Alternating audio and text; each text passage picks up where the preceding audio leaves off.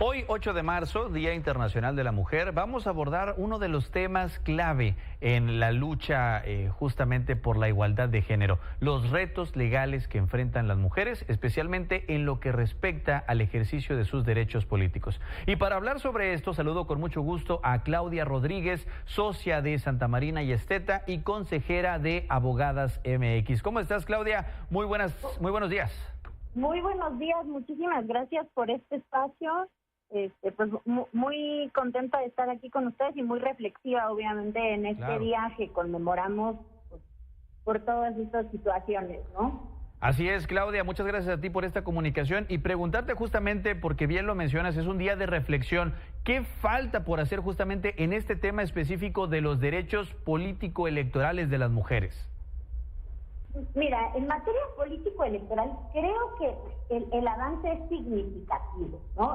La verdad es que nuestras leyes, y bueno, la perspectiva que tengo es que nuestras leyes son muy buenas, ¿no? Sí. Los derechos de las mujeres están elevados a nivel constitucional, están reflejados en los tratados internacionales, nuestras leyes federales, y se han ido reflejando en las leyes locales, en las leyes de cada uno de los estados.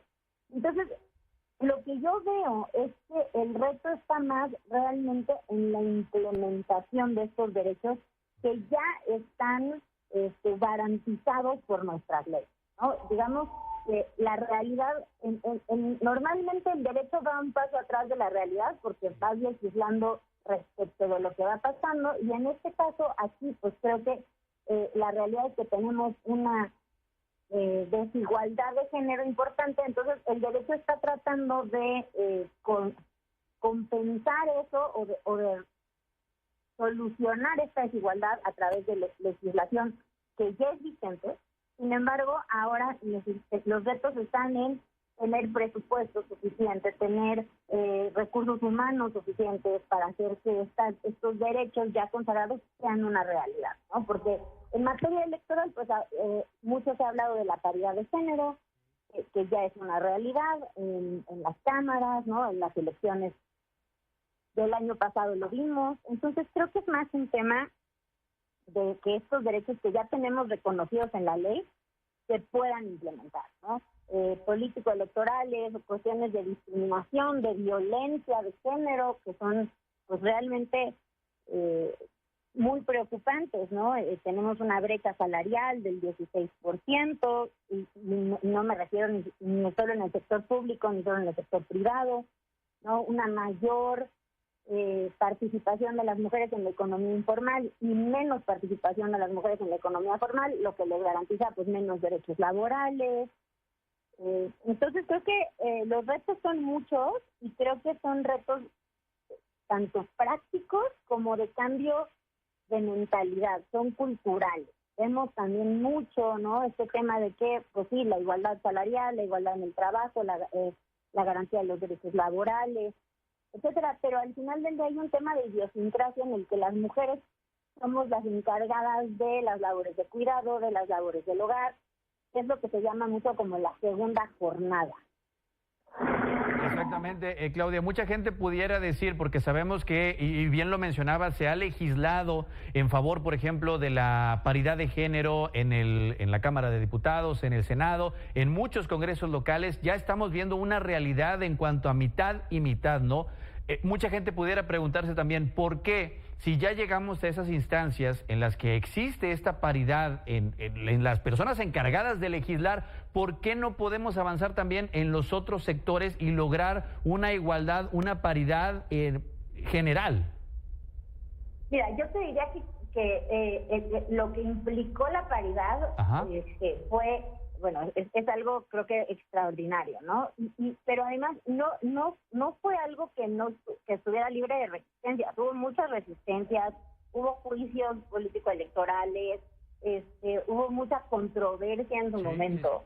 Pero en este caso era algo que como dependía, digamos, la materia electoral sí está muy relacionada con la vida pública, ¿no? Claro. Con la política pública. Pero en el resto de la vida, de la actividad, ¿no? En donde tienes un sector privado que te dice que pues aquí está la ley, yo la cumplo, ¿no? Y creo que el tema no solo es que las mujeres tengan acceso a posiciones en el mercado laboral, sino que también puedan seguir creciendo en sus trayectorias profesionales. Y eso ya es algo que es mucho más difícil de simplemente hacer de un plumazo, no nada más lo legislas y ya sucede. Claro. Porque las barreras no son necesariamente legales, son cuestiones más de hecho, ¿no? Son estas realidades en las que hay unos estereotipos, hay prejuicios, hay también falta de oportunidades en la práctica. Entonces, esas cosas, digamos que van afectando el ejercicio de estos derechos. Y también, ¿no? Y al final se presta mucho a la interpretación. Oímos mucho de, no, es que las mujeres no postulan para los puestos de directivos. Bueno, habrá que ver por qué no están postulando, ¿no? O si sí postularon y no pasaron los filtros, ¿por qué no pasaron los filtros? Claro. ¿No? Si las condiciones sociales están dadas para que puedan ellas desarrollarse profesionalmente. Entonces creo que por eso me refería mucho a este tema del cambio de idiosincrasia, ya que es un tema no solo legal, sino social.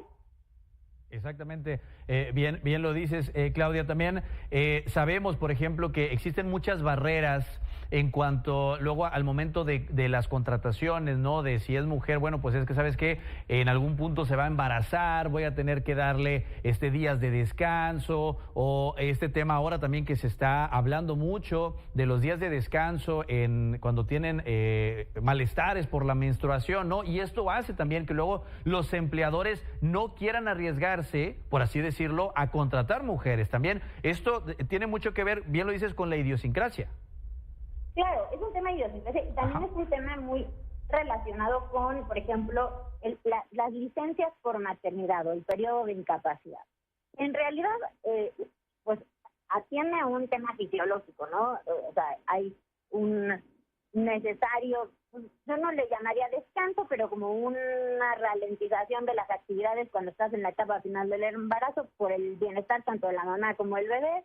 Después, pues hay un parto, una cesárea, que luego el cuerpo de la mamá se tiene que recuperar y además, pues hay una nueva personita en el mundo que se está adaptando la familia a tenerlo o tenerla, ¿no?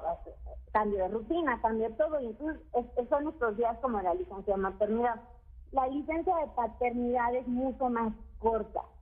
Entonces, en países de Europa, por ejemplo, las licencias de paternidad y maternidad son compartidas. Y entonces, entre los dos padres o las dos madres o la madre y el padre tienen derecho a una licencia de 1 año y ellos deciden cómo la distribuyen. Entonces, vas quitando estos sesgos de decir, es que las mujeres se van a unir incapacidad y los hombres no. Si la licencia de paternidad fue un poco más larga, vas equiparando el campo de juego. Claro.